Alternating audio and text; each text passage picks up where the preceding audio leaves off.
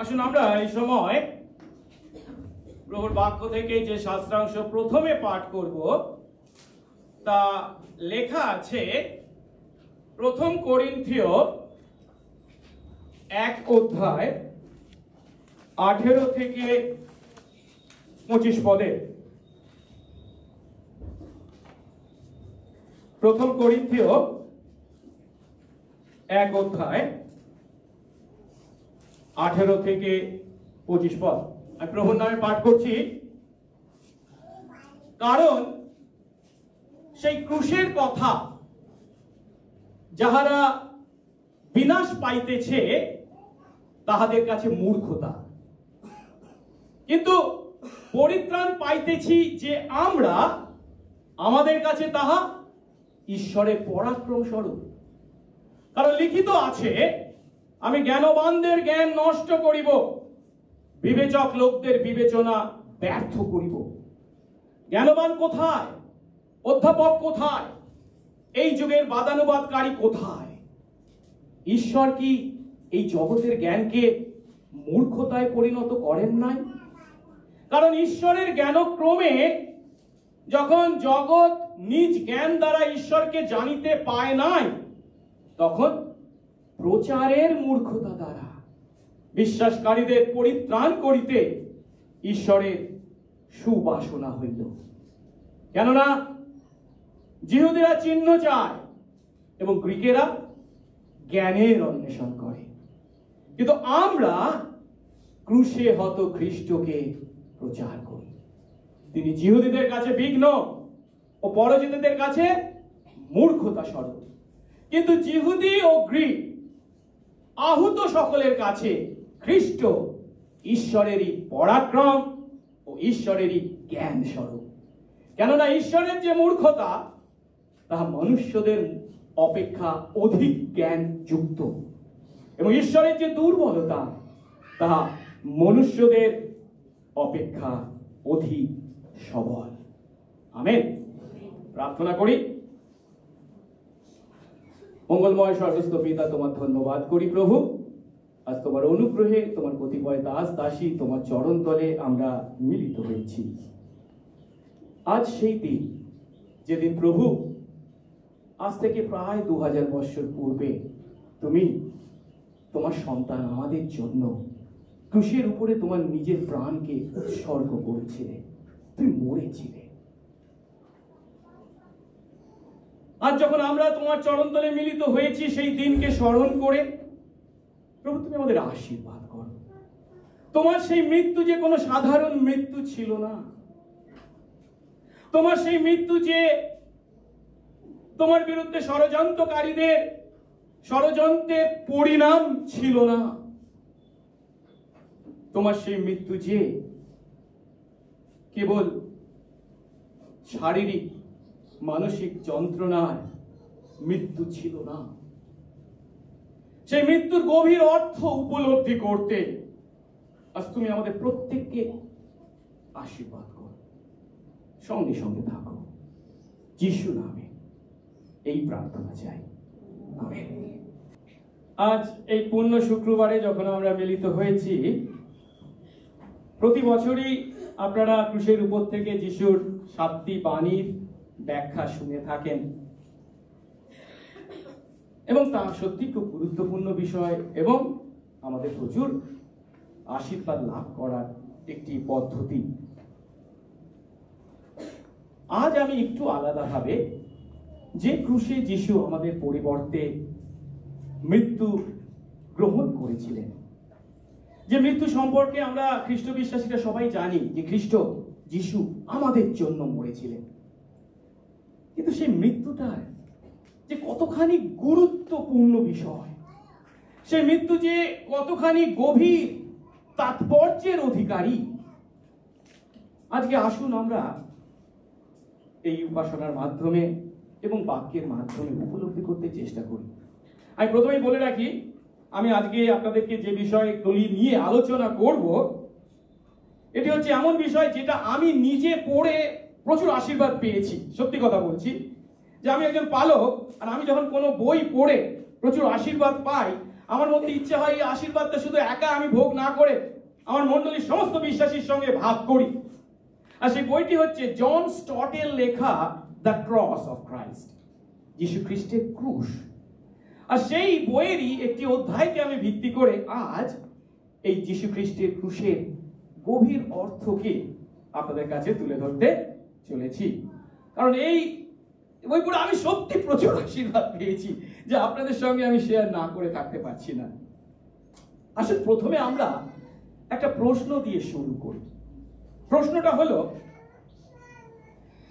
যিশুর ক্রুশীয় মৃত্যুর মধ্যে এমন কি ছিল যে এর এত বিভৎসতা, এত লজ্জা, এত যন্ত্রণা সত্ত্বেও এটি এত গুরুত্বপূর্ণ বিষয় ছিল? এটি এত গুরুত্বপূর্ণ বিষয় ছিল যে পিতা ঈশ্বর জগৎ সৃষ্টির পূর্ব থেকে এর পরিকল্পনা করে রেখেছিলেন। শুধু তাই নয়, এই পরিকল্পনা অনুসারে এই বিভৎস, লজ্জাজনক, যন্ত্রণাজনক সেই ক্রুশীয় মৃত্যু সহ্য করতে আমাদের প্রভু যীশু খ্রিস্ট পৃথিবীতে অবতীর্ণ হয়েছিলেন।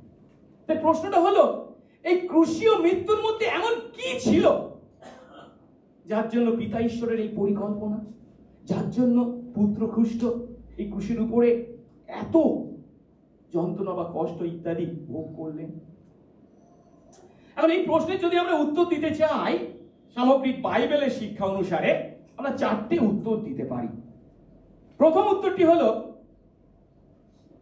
ক্রুশ এতখানি বা ক্রুশীয় মৃত্যু এতখানি গুরুত্বপূর্ণ তার কারণ খ্রিস্ট সেই ক্রুশের উপরে আমাদের পাপের জন্য মরেছেন। দ্বিতীয়ত, খ্রিস্ট আমাদেরকে এই ক্রুশের উপর মৃত্যুর দ্বারা পাপী আমাদেরকে ঈশ্বরের কাছে এনেছেন, ঈশ্বরের সঙ্গে সম্মিলিত করেছেন।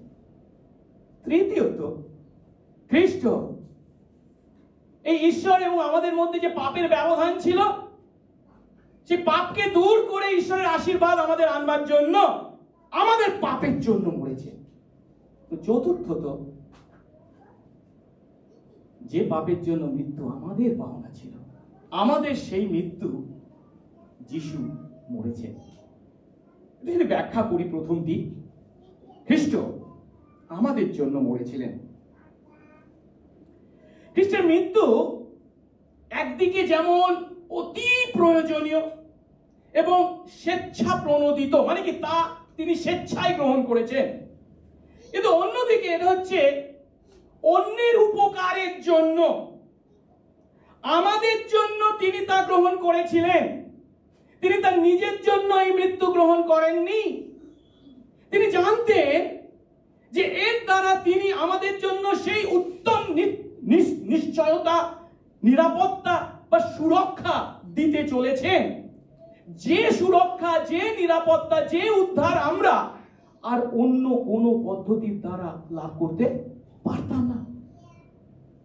তাই যখন 10 অধ্যায় 11 পদে বা 15 পদে তিনি কি বলছেন, আমি সেই উত্তম মেষপালক। সেই মেষপালক কেন মরবে? মেষদের জন্য, সেই মেষদের মঙ্গলের জন্য তার নিজের প্রাণ সমর্পণ করতে চলেছে। একইভাবে বৃহস্পতিবার উপরের কুঠরিতে যখন তিনি তার শিষ্যদের সঙ্গে নিস্তার পর্বের ভোজ তথা প্রভুর ভোজ পালন করেছিলেন, তিনি যখন তাদের হাতে সেই রুটি তুলে দিয়েছিলেন, তখন তাদেরকে কি বলেছিলেন? ইহা আমার শরীর। তারপরে কি বলেছিলেন? যা তোমাদের জন্য দেওয়া হয়। তার নিজের জন্য নয়, আমাদের জন্য তিনি তা দিয়েছেন। এখন প্রেরিত শিষ্যরা, যিশুর প্রেরিত শিষ্যরা এই সহজ ধারণাটিকে সহজেই গ্রহণ করেছিলেন এবং বারবার এর পুনরুক্তিকে আমরা নতুন নিয়মে বিভিন্ন জায়গায় দেখতে পাই। এবং তারা এখানে যখন বলছে তোমাদের জন্য, মেষদের জন্য, সেটাকে পরিবর্তিত করে তারা কি বলেছে? আমাদের জন্য। অর্থাৎ খ্রিস্ট আমাদের জন্য প্রাণ দিলেন। যদিও এখানে এই যে আমাদের জন্য প্রাণ দিলেন কেন, কিভাবে, তার ব্যাখ্যা দেওয়া হয়নি। এবং তার এই মৃত্যুর দ্বারা কোন আশীর্বাদ তিনি অর্জন করেছেন তার বর্ণনা করা হয়নি, তবু তারা স্পষ্ট করে বলছেন কি, তোমাদের জন্য তিনি দিয়েছেন বা আমাদের জন্য তিনি সেই নিজের জীবন উৎসর্গ করেছেন বা মরেছেন। তাহলে প্রথমটা হচ্ছে খ্রিস্ট আমাদের জন্য মরেছেন, তার নিজের জন্য নয়। দ্বিতীয়টি হচ্ছে খ্রিস্ট এই মৃত্যুর দ্বারা আমাদেরকে ঈশ্বরের কাছে এনেছেন। খ্রিস্ট এই যে মৃত্যু মরেছিলেন কেন? যেন আমাদেরকে খ্রিস্টের কাছে, এই ঈশ্বরের কাছে আনতে পারেন। অর্থাৎ এই মৃত্যুর পিছনে একটা মঙ্গলজনক উদ্দেশ্য ছিল। সেই মঙ্গলজনক উদ্দেশ্যটা কি? ঈশ্বরের সঙ্গে আমাদেরকে সম্মিলিত করা। এখন তিনি আমাদেরকে পরিত্রাণ দিতে চাইছেন, আমাদের সেই পরিত্রাণ হাতে তুলে দিতে চাইছেন, পাপ থেকে উদ্ধার। কিন্তু বাধাটা কি রয়েছে? পবিত্র ঈশ্বরের সান্নিধ্যে তিনি আমাদেরকে আনতে চাইছেন, ঈশ্বরের সঙ্গে আমাদের সম্মিলিত করতে চাইছেন, কিন্তু সমস্যাটা হচ্ছে তিনি পবিত্র, আমরা পাপী, পাপ হচ্ছে বাধা।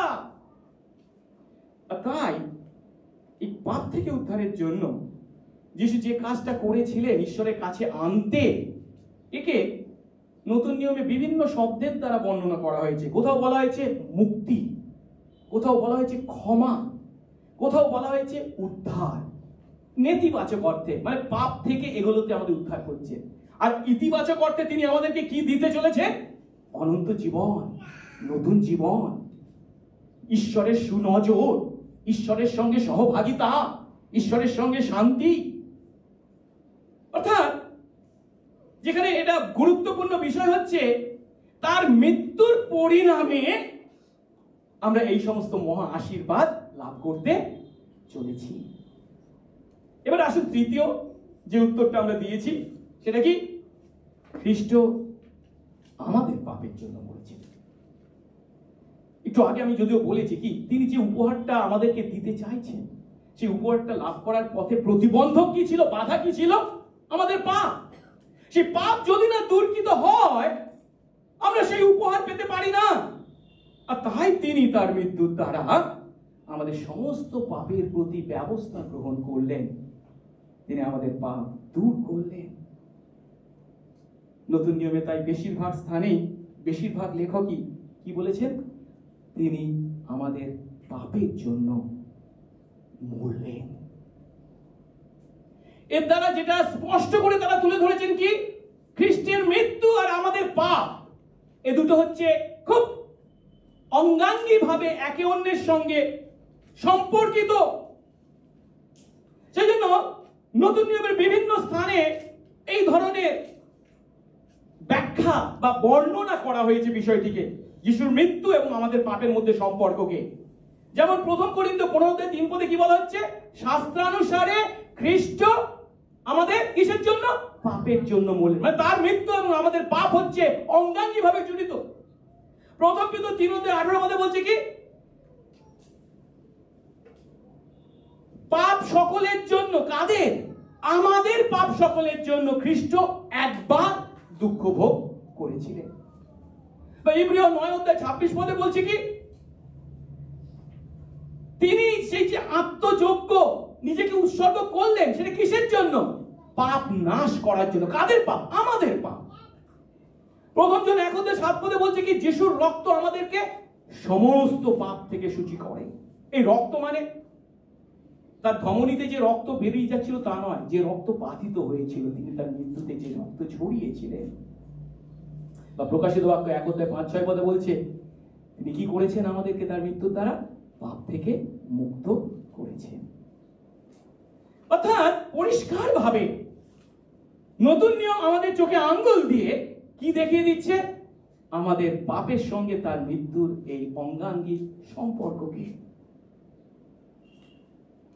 চতুর্থত যে উত্তরটা আমরা দিয়েছি, খ্রিস্ট যখন মরেন তখন উপলব্ধি করতে হবে সেটা ছিল আমার মৃত্যু, আপনার মৃত্যু। তিনি আমাদের মৃত্যু মরেছেন। আর এই কথার অর্থ তার মৃত্যু এবং আমাদের মৃত্যু একইভাবে সম্পর্কিত। এই সম্পর্কটা কেবল পরিণামের সম্পর্ক নয়, যার অর্থ মানুষ তার উপরে নৃশংসভাবে ষড়যন্ত্র করেছিল আর তাই তিনি সেই নৃশংসতার বলি হয়ে মরেছিলেন না। আমাদের সঙ্গে তার যে সম্পর্কটা সেটা হচ্ছে শান্তির সম্পর্ক। আমাদের পাপ যে শাস্তি পাওয়ার যোগ্য ছিল তা তিনি একজন নিষ্পাপ ব্যক্তি হয়ে আমাদের পরিবর্তে বহন করেছেন সেই শান্তি আনয়নের জন্য। কেন? বাইবেল পরিষ্কার শিক্ষা দেয়। রোমিও 6:23 কি বলেছে? কেননা পাপের বেতন মৃত্যু। বাইবেলে সর্বত্র মৃত্যুকে কখনো স্বাভাবিক বিষয় হিসাবে বর্ণনা করা হয়নি। মৃত্যু হচ্ছে এমন একটা ঘটনা যা পাপের ফলস্বরূপ এসেছে। আর পাপটা কি জানেন? পাপ হলো ঈশ্বরের উত্তম সৃষ্টিতে বহিরাগতের অবাঞ্ছিত প্রবেশ। তাই শাস্ত্রের সর্বত্র মৃত্যুকে, সেটা শারীরিক মৃত্যু হোক বা আধ্যাত্মিক মৃত্যু হোক, মানুষের অবাধ্যতার প্রতি ঈশ্বরের বিচার হিসাবে বর্ণনা করা হয়েছে। এই কারণে মৃত্যুর সঙ্গে বিভিন্ন আতঙ্ককে যুক্ত করা হয়েছে। নশ্বর পশুদের ন্যায় একই পরিণতি লাভ মৃত্যুতে যে আমরা লাভ করি, এইভাবে বর্ণনা করা হয়েছে। এই কারণে যিশু যখন লাসারে কবরের সামনে দাঁড়িয়েছিলেন তখন তিনি চরম ক্ষোভ প্রকাশ করেছিলেন, যখন বলা হয়েছে তিনি তার আত্মাতে উত্তেজিত হয়েছিলেন। কেন? মৃত্যু হলো বহিরাগত বিষয়, সেই বহিরাগত অবাঞ্ছিতের প্রবেশ। সেই মৃত্যুর সঙ্গে যিশু আপোষ করেননি, কিন্তু সেই মৃত্যুকে তিনি ধ্বংস করেছে যখন তিনি নিজে মরেছেন। এখন এতক্ষণ ধরে আমরা যা শিখলাম, সহজ কথায় আমরা কি বলতে পারি? মৃত্যু হচ্ছে পাপের শাস্তি। তাহলে যে পাপ করবে সে শাস্তি পাবে, এটাই পরিষ্কার, এটাই সহজ বিষয়। কিন্তু আমরা কি জানি? যিশু ছিলেন তার প্রকৃতিতে, তার চরিত্রে, তার আচরণে কোনো পাপ করেননি। তিনি ছিলেন নিষ্পাপ, নিষ্কলঙ্ক। তাহলে তো তার মরার কথা নয়। বুঝতে পারছি আমার আপনার যুক্তিটাকে? যেহেতু পাপের বেতন বা শাস্তি হচ্ছে মৃত্যু, তাহলে যে পাপ করেছে সে শাস্তি পাবে। কিন্তু যিশু হচ্ছেন তার প্রকৃতিতে, তার চরিত্রে, তার আচরণে কোনো পাপ করেন, তিনি নিষ্পাপ, নিষ্কলঙ্ক। তার তো মরার কথা নয়, মৃত্যু তার জীবনে আসার কথা নয়। মৃত্যু ছাড়া কি অন্য কোনো উপায় ছিল না?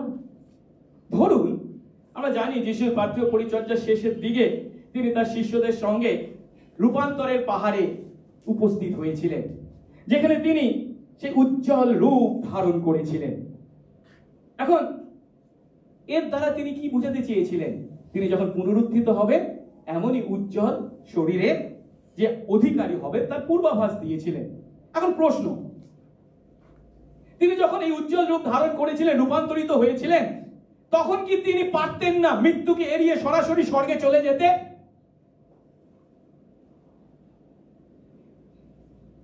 না, তিনি তা করেননি। তিনি রূপান্তরিত হওয়ার পরিবর্তে স্বেচ্ছায় এই ক্রুশীয় মৃত্যুকে পছন্দ করেছেন, বেছে নিয়েছেন। পিতর যখন বলেছিল এখানে 3টে কুটির তৈরি করে এখানে মসি, এলিও আপনি থাকবেন, যিশু কি করেছিলেন? না, আমাকে নেমে যেতে হবে। কোথায়? ওই মানুষের মাঝে। কেন? কারণ তাদেরকেই তো মৃত্যু থেকে উদ্ধার করতে আমি এসেছি, তাদের জন্য আমি মরতে এসেছি। তিনি স্বেচ্ছায় নেমে এসেছিলেন, তিনি স্বেচ্ছায় ক্রুশের প্রতি গেছেন। পিতা ঈশ্বর জোর করে তাকে যে ক্রুশের উপর মৃত্যু ভোগ করতে বাধ্য করেছেন তা নয়। যেমন 10:18 তিনি বলছেন, কেউ আমার থেকে এই প্রাণ বা এই জীবন চুরি করতে, হরণ করতে পারে না, বরং আমি আপনা থেকেই তা সমর্পণ করি। তা সমর্পণ করতে যেমন আমার ক্ষমতা আছে, তা পুনরায় গ্রহণ করতে আমার ক্ষমতা আছে। অর্থাৎ কেউ তার থেকে সেই জীবন হরণ করতে পারে না, বরং তিনি তা নিজে থেকেই সমর্পণ করতে এগিয়ে চলেছে। তাই যখন তার মৃত্যুর মুহূর্ত উপস্থিত হয়েছিল, লূক তখন তাকে বলেছেন এটা তার নিজের সিদ্ধান্তের ফল। কেউ তাকে জোর করে, বল প্রয়োগ করে, তার ইচ্ছার বিরুদ্ধে তা সাধন করেনি। তাহলে এর সমস্ত অর্থটা কি? এতক্ষণ ধরে আমরা যে সমস্ত বিষয়গুলো দেখলাম, একটা সহজ বিবৃতি, তিনি আমাদের জন্য মরলেন। এখন তিনি আমাদের জন্য যখন মরলেন, এর অর্থ উপরে উপরে যা মনে হয় তার থেকে অনেক গভীর। আর তাই আমরা একটু গভীর ভাবে চিন্তা করব। যিশু যখন আমাদের পাপের জন্য মরলেন, এই কথা বাইবেলে বা নতুন নিয়মে বিভিন্ন জায়গায় বারে বারে উল্লেখ করা হয়েছে। উপরে উপরে যা মনে হয় আসলে তা নয়, এর ভিতরে অনেক গভীর অর্থ লুকিত আছে। কারণ নিষ্পাপ হওয়ায় যিশুর মৃত্যুর কোনো প্রয়োজন ছিল না, কিন্তু আমাদের পাপ যে মৃত্যুর যোগ্য ছিল, আমাদের সেই মৃত্যু তিনি মরেছেন। এখন প্রশ্ন হতে পারে যে যিশু যখন আমাদের জন্য, আমাদের ভালোর জন্য মরেছেন, আমরা বলছি আমাদের সেই ভালোটা কি? যেন আমরা পাপ থেকে পরিত্রাণ পাই, তার জন্য মরেছেন। সেই পরিত্রাণ অর্জন করার জন্য তিনি সেই পাপের মোকাবিলা করেছেন, এবং সেই পাপের মোকাবিলা করতে গিয়ে আমাদের মৃত্যু, আমাদের পরিবর্তে তাকে মরতে হয়েছে। এত কথাগুলো যখন আমরা বলছি, এগুলো কি তার জীবনের বিভিন্ন ঘটনা থেকে আমরা চিহ্নিত করতে পারি?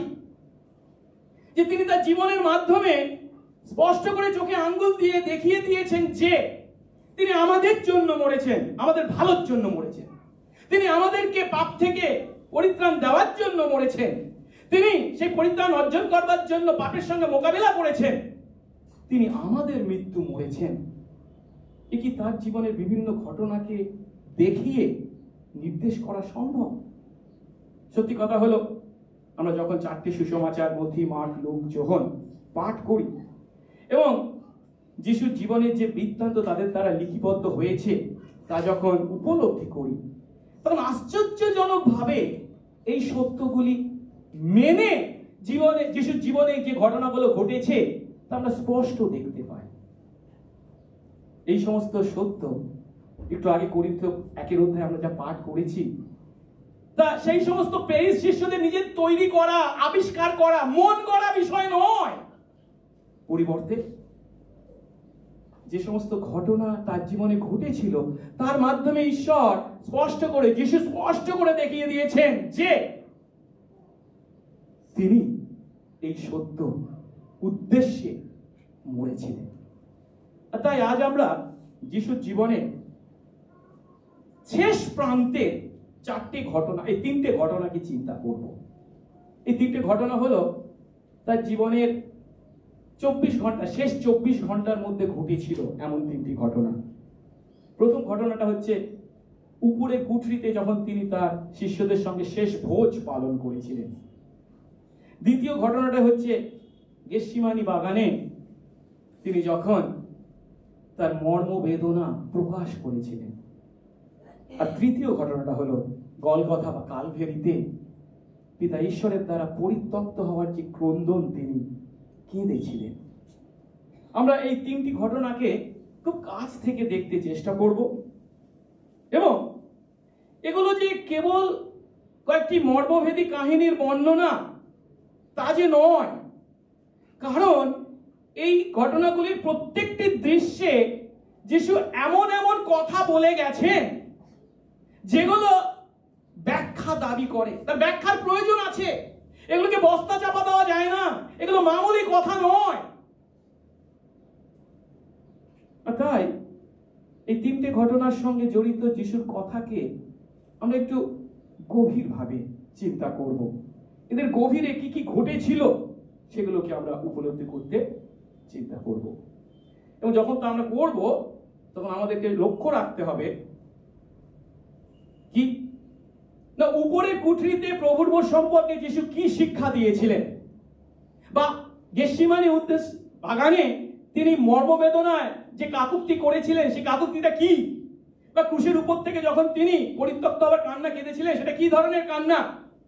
এই উত্তরগুলো যখন আমরা পাবো, সেই উত্তরগুলো পাওয়ার আগে আমাদেরকে দেখতে হবে যিশু কোন দৃষ্টিকোণ থেকে এই কথাগুলো বলেছিলেন।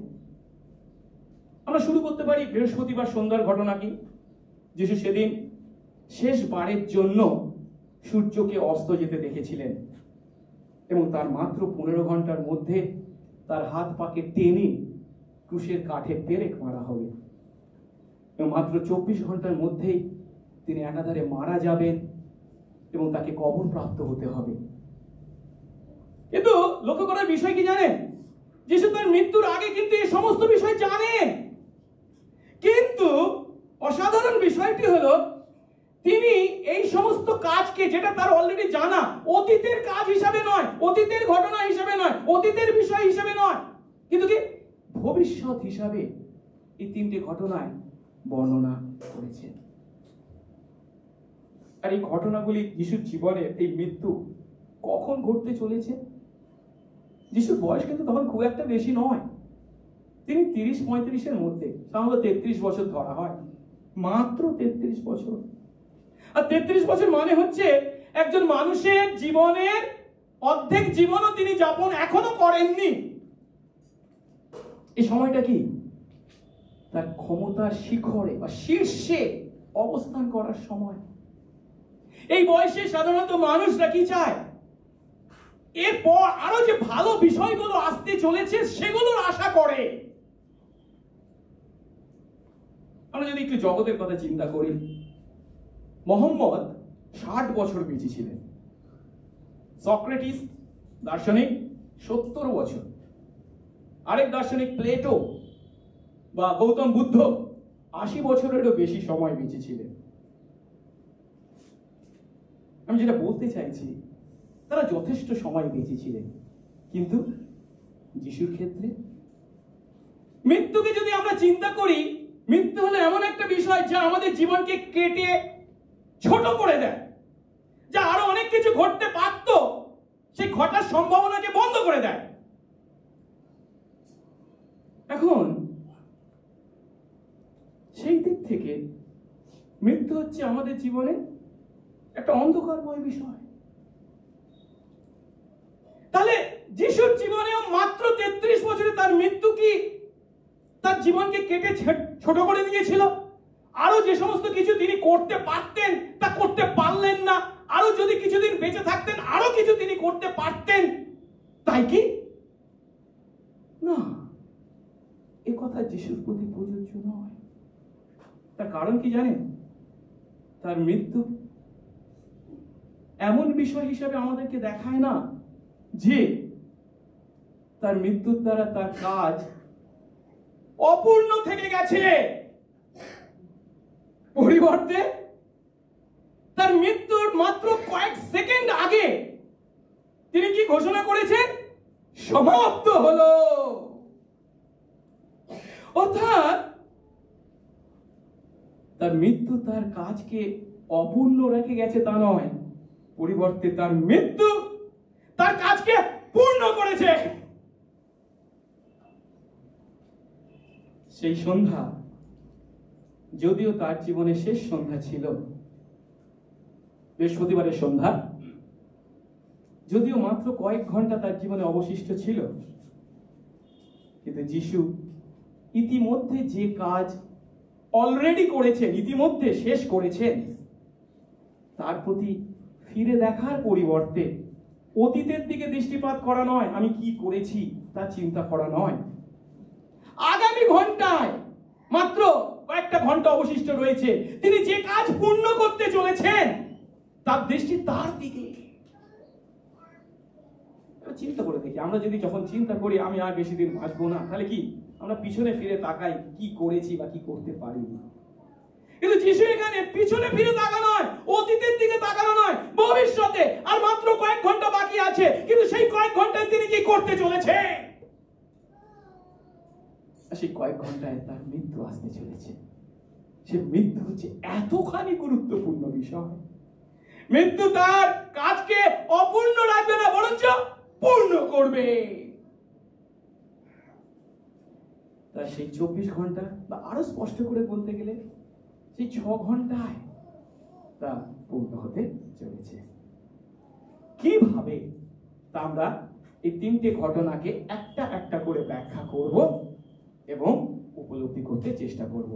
প্রথম ঘটনাটা উপরের গুড ফ্রিতে শেষ ভোজ বা প্রভুর ভোজ। দ্বিতীয় ঘটনা গেতসেমানি বাগানে তার মর্মবেদনা। আর তৃতীয় হলো গলগথায় পরিত্যক্ত হওয়ার ক্রন্দন। আসুন তার আগে একটা গান করা যাক। আমাদের সৌমিত্র ভাই চলে এসো, গান করো। আমরা গান করব এই সময়